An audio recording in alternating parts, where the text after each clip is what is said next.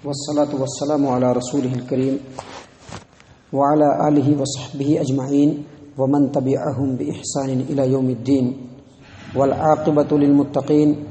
فلا عدوان إلا على الظالمين أما بعد. عن جابر بن عبد الله رضي الله عنه قال كان النبي صلى الله عليه وسلم يجمع بين الرجلين من قتلى أحد في ثوب واحد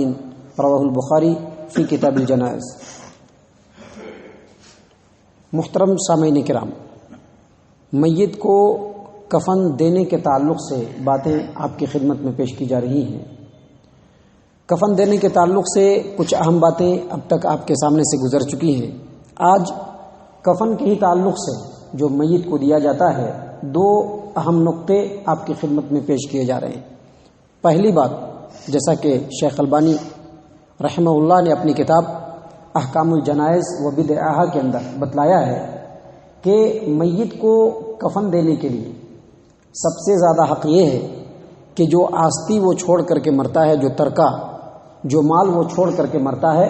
اس میں سے ہی اس کو کفن دیا جائے. اگرچہ اس کے پاس اتنا ہی پیسہ کیوں نہ ہو کہ اس کے کفن میں ہی سارا پیسہ لگ جائے، تو اسی کے ہی پیسے سے کفن دیا جائے گا. جیسا کہ صحیح البخاری کتاب الجنائز باب الکفن فی من جمیع المال، عبد الرحمن بن عوف رضی اللہ عنہ کے پاس ایک مرتبہ کھانا آیا. عبد الرحمن بن عوف رضی اللہ عنہ یہ آگے چل کر کے اپنی زندگی میں بہت امیر و کبیر ہو گئے تھے. اللہ تبارک و تعالیٰ نے بے شمار نعمتوں سے ان کو نوازا تھا، بے شمار دولت و اثاثہ اللہ تبارک و تعالیٰ نے ان کو دیا تھا. آرام و آشائش کا ایک انبار ان کے پاس تھا.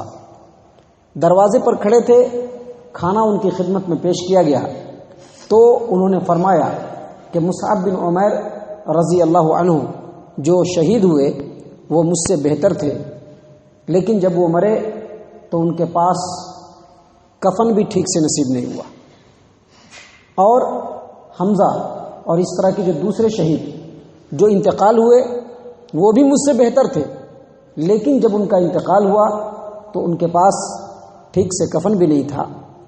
مجھے جو دنیا کے اندر آرام و آشائش مل رہا ہے، مجھ کو خوف محسوس ہو رہا ہے کہ یہ جو آرام و آشائش مجھ کو مل رہا ہے، کہیں یہ وہی آرام و آشائش تو نہیں ہے جو مرنے کے بعد مجھ کو ملنے والا ہے اور مجھ کو دنیا میں ہی مل رہا ہے. سامعین کرام، اس حدیث کے اوپر غور کرنے کے بعد سب سے پہلی بات جو معلوم ہوئی وہ یہ کہ دنیا کے اندر اگر آرام و آشائش مل رہا ہے تو اللہ تبارک و تعالیٰ کے حق کو ادا کرنا چاہیے، اور دل کے اندر یہ تمنا ہونی چاہیے کہ دنیا جو ہے وہ صرف گزر جائے، بہت زیادہ مال و دولت کی ہوس نہیں ہونی چاہیے. کیونکہ آپ نے دیکھا کہ عبد الرحمن ابن عوف رضی اللہ عنہ جن کو مال و دولت ملا تھا، ان کو یہ خوف تھا، یہ خدشہ تھا کہ کہیں ان کو جو یہ مال و دولت اور جو آرام و آشائش دنیا کے اندر مل رہی ہے، کہیں یہ وہی آرام و آشائش تو نہیں ہے جو مرنے کے بعد ملنے والی ہے. اسی طرح کی ایک دوسری اور روایت ہے جو خباب بن ارت رضی اللہ عنہ سے مروی ہے، اور یہ روایت بھی صحیح البخاری کتاب الجنائز کی ہے. خباب بن ارت رضی اللہ عنہ کہتے ہیں کہ ہم لوگوں نے نبی صلی اللہ علیہ وسلم کے ساتھ خالص اللہ کو راضی کرنے کے لیے ہجرت کیا، اور اللہ تبارک و تعالیٰ کے ذمے اب ہمارا اجر موجود ہے، لیکن ہم میں سے بہت سارے ایسے ساتھی ہیں جو اللہ کے راستے میں محنت و مشقت تو کیے، لیکن اپنا جو پھل دنیا میں ہونا چاہیے تھا وہ دیکھ نہیں پائے. اس میں سے ایک مصعب بن عمیر رضی اللہ عنہ ہے کہ جب مصعب بن عمیر رضی اللہ عنہ کا انتقال ہوا، جب وہ شہید ہوئے تو ان کے مال سے صرف ایک کفن آیا، اور کفن بھی کمپلیٹ نہیں تھا. جب کفن سے ان کے سر کو ڈھانکا جاتا تھا تو پیر کھل جاتا تھا، اور جب پیر کو ڈھانکا جاتا تھا تو سر کھل جاتا تھا. اللہ کے رسول صلی اللہ علیہ وسلم نے یہ حکم دیا کہ اس کے سر کو ڈھک دیا جائے اور اس کے پیر کے اوپر اذخر گھاس ڈال دیا جائے. سامعین کرام، یہ وہی مصعب بن عمیر ہے کہ جب اسلام کے اندر نہیں تھے تو اللہ تبارک و تعالیٰ نے ان کے والدہ کے پاس اس قدر مال دیا تھا کہ جب وہ عطر لگا کر کے مکہ کی گلیوں سے گزرتے تو ان کے خوشبو کو سونگھ کر کے لوگ کہہ دیتے تھے کہ مصعب جا رہا ہے. اور یہ وہ مصعب ہیں کہ جب انتقال ہو رہا ہے تو ان کے مال میں اتنا پیسہ بھی نہیں ہے کہ اس سے کفن کمپلیٹ ہو، سر کو ڈھانکا جا رہا ہے تو پیر کھل رہا ہے، اور پیر کو ڈھانکا جا رہا ہے تو سر کھل رہا ہے۔ اللہ کے رسول صلی اللہ علیہ وسلم نے حکم دیا کہ سر کو ڈھانکو اور پیر پہ ازخر گھاس کو ڈال دو۔ علامہ شوکانی رحمہ اللہ نے اس حدیث کو نقل کرنے کے بعد اس کی تشریح میں لکھا ہے کہ اس حدیث سے یہ بات ثابت ہوتی ہے کہ میت کے پورے جسم کو ڈھانکنا واجب نہیں ہے۔ اگر واجب ہوتا تو نبی صلی اللہ علیہ وسلم ساتھیوں میں سے کسی سے کپڑا لیتے اور پورے جسم کو ڈھانک دیتے، لیکن نبی صلی اللہ علیہ وسلم نے ایسا نہیں کیا۔ اور علامہ البانی رحمہ اللہ نے کہا کہ اس حدیث سے یہ ثابت ہوتا ہے کہ اگر میت کے پاس اتنا کپڑا نہ ہو تو اس کے چہرے کو ڈھانک دیا جائے اور پیر کے اوپر کوئی گھاس یا اس طرح کی چیز کو ڈال دیا جائے۔ لیکن اس سلسلے میں مزید توضیح اور تشریح کرتے ہوئے سید سابق رحمہ اللہ اپنی کتاب فقہ السنہ کے اندر، اور شیخ عبداللہ البسام یہ اپنی کتاب توضیح الاحکام جو بلوغ المرام کی شرح ہے اس کے اندر لکھتے ہیں کہ اگر کوئی میت مرے تو سب سے پہلے یہ دیکھا جائے کہ اس کے آستین میں سے اس کے کفن کو خریدا جائے، لیکن اگر اس کے پاس آستین نہیں ہے تو اس کے کفن کا خرچہ وہ آدمی اٹھائے گا جس کے اوپر اس کا خرچ واجب ہے، یعنی جس کے اوپر واجب ہے کہ وہ اس کے خرچ کو چلائے وہی اس کا کفن خریدے گا۔ لہذا ان تمام باتوں سے پتہ چلا کہ ایک میت جب مرتا ہے تو اس کے کفن کا جو کپڑا ہو وہ اس کے ہی مال سے آنا چاہیے۔ اور اس کے بعد دوسرا مسئلہ اور دوسرا پوائنٹ کفن کے تعلق سے یہ ہے کہ اگر کبھی اس طرح کا معاملہ آ جائے اور کپڑے کی کمی ہو جائے اور میت بہت زیادہ ہو تو ایک کفن کے کپڑے میں 2 میت کو بھی دفن کیا جا سکتا ہے۔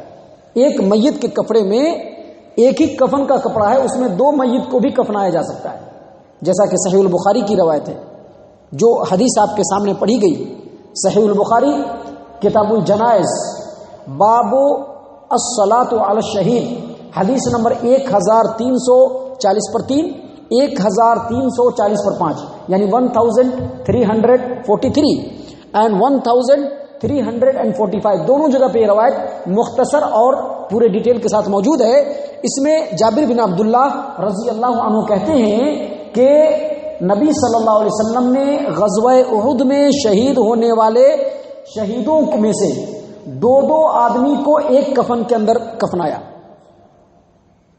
اللہ کے رسول صلی اللہ علیہ وسلم آدمی کو بڑھاتے جاتے،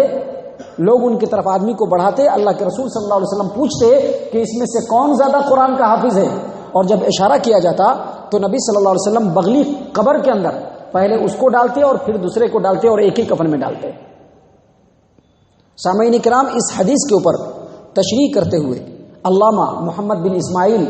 امیر یمنی الصنعانی جن کی کتاب سبل السلام ہے بلوغ المرام کی شرح، اس کے اندر انہوں نے لکھا ہے کہ اس حدیث سے کئی مسئلے ثابت ہوتے ہیں، جس میں سے 2 مسئلہ سب سے اہم ثابت ہوتا ہے۔ پہلا مسئلہ یہ کہ ایک ہی کفن کے اندر 2 آدمی کو دفنایا جا سکتا ہے، 2 آدمی کو کفن دیا جا سکتا ہے ایک ہی کفن میں، اور اس کی 2 صورت ہے۔ پہلی صورت یہ ہے کہ ایک ہی کفن کا کپڑا ہو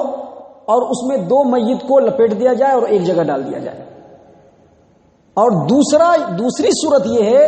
کہ ایک ہی کفن کا کپڑا ہو، اس میں سے کاٹ دیا جائے، ایک میت کو اس میں لپیٹا جائے اور دوسرے میت کو اس میں لپیٹ کر کے ایک ہی قبر کے اندر ڈال دیا جائے۔ یہ دونوں طریقے جائز ہیں، لہذا اس سے ثابت ہوتا ہے کہ اگر کمی ہو، قلت ہو، میت زیادہ ہو، کبھی اس طرح کا معاملہ ہو تو ایک ہی کفن کے اندر 2 میت کو دفنایا جا سکتا ہے، کفنایا جا سکتا ہے۔ اللہ تبارک و تعالیٰ سے ہم دعا کرتے ہیں کہ اللہ تبارک و تعالیٰ ہم تمام کو شریعت کے علم کو صحیح طور پر سیکھنے اور اس کے اوپر عمل کرنے کی توفیق عنایت فرمائے۔ آمین یا رب العالمین۔ وما علینا الا البلاغ المبین۔